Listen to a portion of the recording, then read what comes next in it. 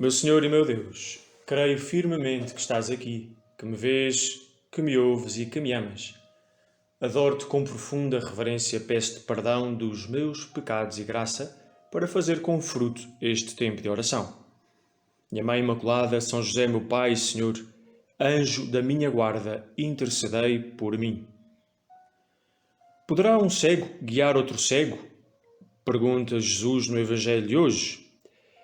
Não é uma verdadeira pergunta, mas sim uma pergunta retórica, quer dizer, uma afirmação disfarçada de pergunta. É evidente que um cego não pode guiar outro cego, pois se nem um nem outro veem, não saberão por onde ir.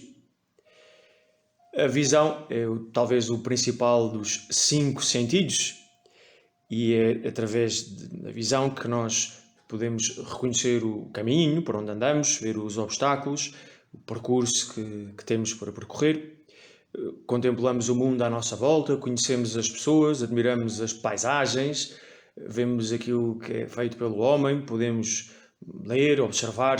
A visão é o sentido mais importante. E ser cego, de facto, é um mal muito grande e dificulta muito, é um obstáculo para a nossa vida harmoniosa. Não um obstáculo insuperável, mas sim um obstáculo. E embora uma pessoa que não veja possa deslocar-se em sua casa, sabe de memória onde é que estão as divisões, onde é que estão as coisas, onde é que guarda as coisas na cozinha, e sabe também os percursos que faz todos os dias, porque tem a memória deles. Se for colocada num sítio novo, um sítio onde nunca esteve, é muito difícil, mesmo com a ajuda de uma bengala ou até de um cão-guia, é difícil deslocar-se. Pois bem, Jesus não está a falar da cegueira física, mas sim da cegueira espiritual. A nossa alma também precisa de ver, precisa de saber de onde vem, precisa de saber para onde vai. E nisto tu e eu descobrimos o sentido das nossas vidas. E para além disso, precisamos de saber qual é o caminho para chegarmos ao destino. A primeira pergunta a que devemos responder é: para onde é que eu quero ir? E aqui leio um trecho de Alice no País das Maravilhas, quando ela encontra o gato de Cheshire. E o gato diz assim, Alice diz assim: Gatinho de Cheshire, poderia-me dizer, por favor, que caminho devo tomar para ir embora daqui? Responde o gato: isso depende muito de para onde quer ir. Diz Alice: para mim, acho que tanto faz. Nesse caso, qualquer caminho serve, afirmou o gato, contanto que eu chegue a algum lugar, responde Alice. Muitas pessoas encontram-se na situação de Alice, não sabem muito bem para onde é que se dirigem, por isso parece-lhes que qualquer caminho pode ser bom. Na verdade, se eu não tenho nenhum destino, tanto dá ir para a direita como para a esquerda, desde que me vá sentindo bem, desde que me vá realizando, os critérios que tenho para me dirigir não são muito fortes. E nós, cristãos, temos o conhecimento que nos é dado pela fé de para onde nos devemos dirigir. E antes disso, nós sabemos de onde vimos.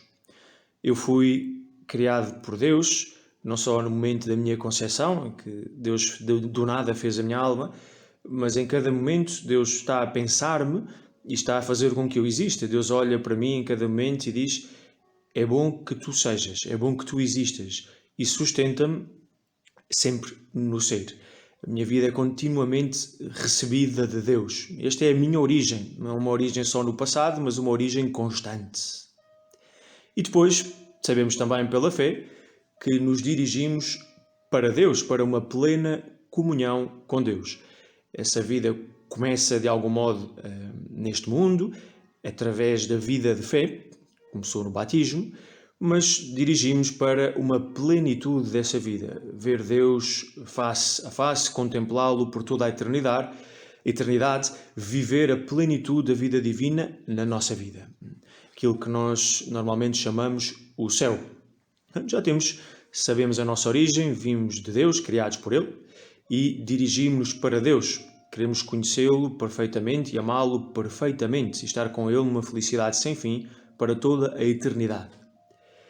Contudo, não chega a saber que quero ir, por exemplo, para Bragança e que estou neste momento em Lisboa, se eu não souber qual é o caminho que devo tomar. E por isso mesmo preciso de alguma ajuda. Ou vou olhando para as placas na estrada e vejo, ou o mapa, ou pergunto a alguém o caminho, ou alguém que vai sentado ao meu lado no carro vai dizendo, olha, vai em frente, sais naquela saída, e depois na rotunda vira na segunda, etc, etc. Ou então até posso usar o GPS, que me vai indicando o percurso, mas preciso de alguém que me oriente se eu não conhecer o caminho. E para conhecer o caminho, preciso de que me o ensinem. Ora bem, quem nos guia, quem nos ajuda a percorrer bem este caminho é Jesus Cristo. Podíamos dizer que o caminho do cristão, o modo de se dirigir para o Pai, para a eternidade, para a comunhão plena com Deus, o caminho é o próprio Jesus. E na prática consiste em amarmos Jesus com todo o nosso coração, toda a nossa força, toda a nossa inteligência e procurar na nossa vida ser como Jesus, quer dizer, cumprir a vontade do Pai. Que nos leva também não só ao amor a Deus sobre todas as coisas, mas ao amor ao próximo, ao serviço, à entrega das nossas vidas.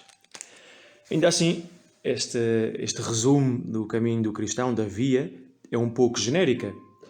E Jesus não quer que tu e eu fiquemos desorientados, não é? Como é que eu na prática, no concreto, posso conhecer e amar mais Jesus? Como é que eu posso viver uma vida semelhante à de Jesus? E aqui algumas dicas práticas que o próprio Cristo nos deixa, que a sua Igreja nos ensina. A primeira é a oração pessoal. Conhecer Jesus não significa apenas saber muitas coisas acerca dele, como se fosse alguma realidade teórica, mas significa o encontrar-nos pessoalmente com ele, o olhar-nos nos olhos, o falarmos, o procurarmos intimidade com ele, abrirmos a nossa alma, partilharmos com ele as nossas alegrias e as nossas penas. E isto feito diariamente, este encontro diário com Cristo, faz com que o conheçamos melhor e o conheçamos pessoalmente. Em segundo lugar, lembrar que Jesus está presente em toda a parte, enquanto é Deus, mas está presente de modo muito especial na Santíssima Eucaristia. O Santíssimo Sacramento é Cristo. Por isso, nós cristãos sabemos que ir entrar numa igreja, ir aproximar-nos do sacrário, é um verdadeiro privilégio. Estamos diante do Todo-Poderoso, do Altíssimo. Como também sabemos que na missa nós encontramos Jesus que desce sobre o altar e podemos recebê-lo na Sagrada Comunhão. Portanto, esta é a segunda ferramenta que temos para estar unidos a Jesus, para receber dele a sua própria vida. Em terceiro lugar, é importante conhecer bem o Santo Evangelho. Não temos outro documento que nos fale tão explicitamente e com tanta clareza de Jesus, que nos mostre Jesus a falar, Jesus a atuar. Conhecer os Evangelhos é absolutamente necessário para conhecer Jesus. É bom que os cristãos nos habituemos, tu e eu, a ler o Evangelho diariamente, ou o Evangelho da missa do dia, ou começar numa ponta e acabar noutra, só dias ler um bocadinho para nos irmos entranhando deste homem extraordinário que é Deus, que se chama Cristo, conhecer bem o Evangelho. Em quarto lugar, a Igreja ajuda-nos também com a sua doutrina, que é a doutrina de Cristo, e que nos indica de uma maneira prática, precisa, não só as verdades em que acreditamos, conhecer as coisas acerca de Deus, da Igreja, da nossa vida na Terra, mas também o modo de viver, quer dizer, o agir do cristão que é conforme à sua dignidade. É o próprio Cristo que nos ensina através da Igreja como é que hás de viver. Se quiséssemos fazer o paralelo com o guia que ajuda a pessoa que não vê, diz, olha, onde vais pôr o pé para não caíres, para chegares onde tu queres chegar. Por último, dizer que este conhecimento da verdade espiritual, no caminho que a alma deve percorrer, que tu e eu queremos percorrer, é uma verdade prática, não podemos ficar na teoria, leva-nos à experiência do dia-a-dia e é na medida em que tu e eu pomos em prática aquela que sabemos ser a vontade de Deus, que nós nos vamos habituando a cumprir esta vontade e que a vamos conhecendo melhor. Podemos compará-lo ao GPS, que não nos mostra imediatamente todo o caminho até ao destino, mas mostra-nos uma parte e a outra parte só se vê quando já percorremos a primeira parte. Assim é com a vontade de Deus. Por último, ainda voltando ao Evangelho, Jesus diz: o discípulo não é superior ao mestre, mas todo o discípulo perfeito deve ser como o seu mestre.